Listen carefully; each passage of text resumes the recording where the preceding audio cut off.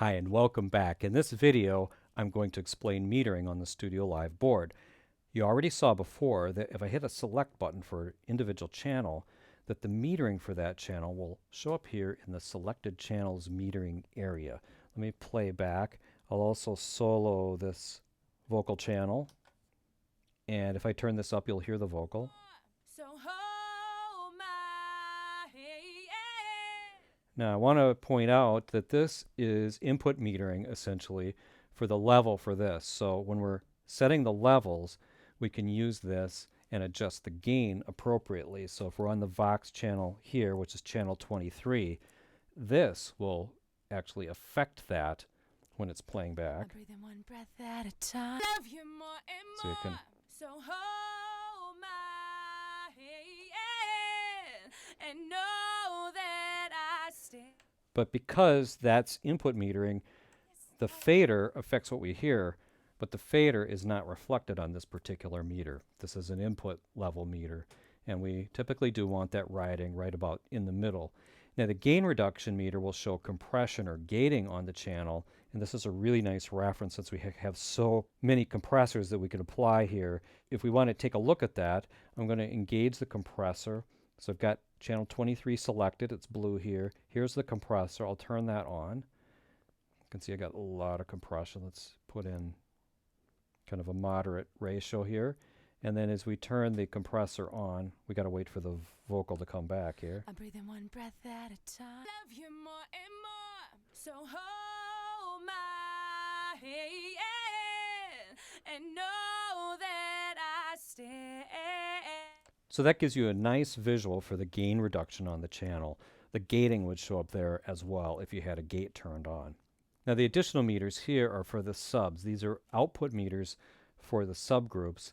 And then we also have the main channel, which we can take a look at here as well. And this is an output meter. So if I turn the main fader all the way down, you'll see that not only does the sound die out, but you'll see it reflected right here on the main meter because this is an output meter.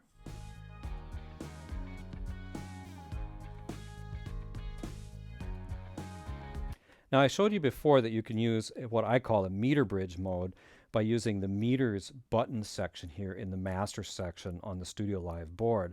If we hit this button here, then each of the bar graph indicators for the FET channel becomes a meter.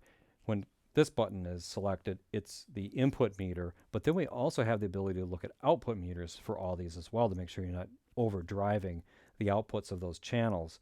So I'll turn these on and you can see that. In addition, you can use the gain reduction, kind of like we have up here.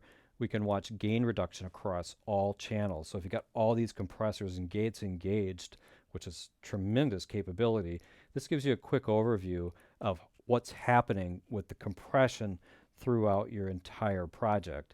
So let's go back to this and I'll play this back.